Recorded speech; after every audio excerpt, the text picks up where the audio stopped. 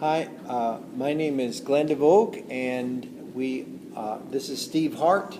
We are in the Department of Literacy, Early Bilingual, and Special Education in the Kremen School of Education, and the course that we're addressing in this course redesign is Lee 173, Teaching Reading Grades 4 through 8, which helps students try to figure out how to teach children to decode text and understand text.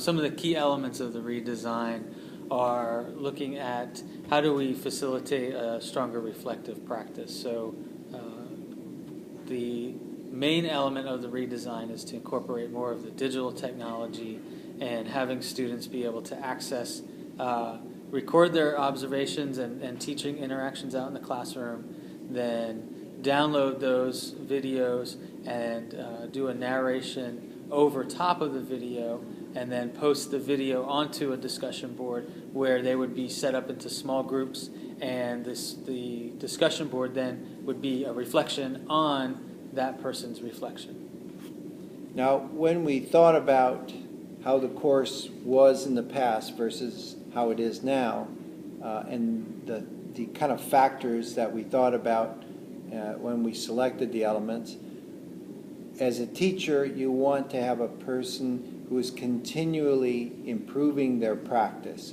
So they have to be able to look at their practice, see how they've done, and then reflect on how they could make it better, creating that continuous cycle of improvement. So in this particular, in the past, we haven't had that done so well. We have a reflection before, but the reflection was kind of wasn't a video reflection. It was, well, I guess students could even generate or create their own reflections even if they hadn't done it. So this time they'll have to have a video of themselves teaching, and then they'll have to do a reflection on it, and as a result they will put that in Google Docs and then go on discussion board and embed that reflection, that video on there, so that other students in their small group of 3 to 5 might read it or watch that video, and then they can make an evaluation of the synthesis that the students had on the lesson that they have and their desire to improve. So it helps to create that continuous cycle of professional improvement. The redesign is directly aligned with the student learning outcomes. As Glenn said, we had this type of an assignment, this reflective cycle of practice, reflection, and then continued practice. And we've had that, so that's part of the student learning outcomes. But the delivery or the way that the students are submitting that evidence of that meeting that outcome is a little different in that we're using the video.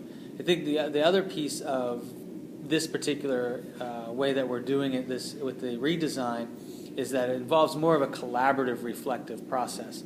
So in the past, the students had to they did their teaching in the schools, and then they reflected individually, personally, through their written reflection. And this time they're going to do that same process, but then invite others to share in their reflection as well. And then the final piece of that is going to be at the end of that discussion board, the original person who posted the video will have to synthesize all of the other comments to kind of create a kind of next steps piece of their reflection.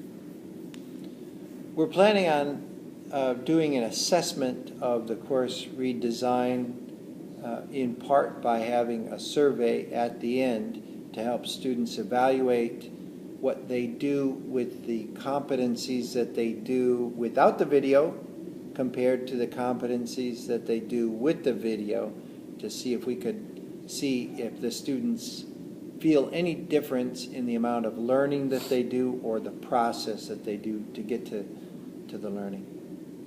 Right, so we're looking at the main assessment that we're going to be doing is an assessment of the actual reflection process and the product.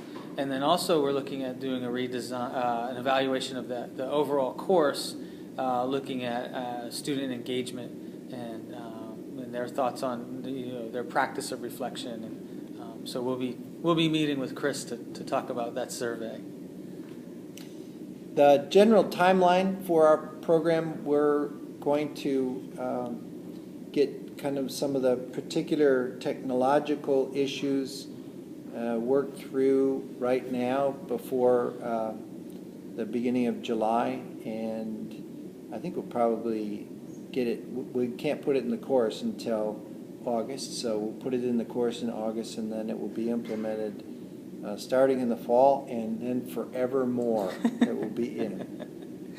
I think two of the things that I thought were really important during the redesign at the Academy were the sessions about the Google Docs.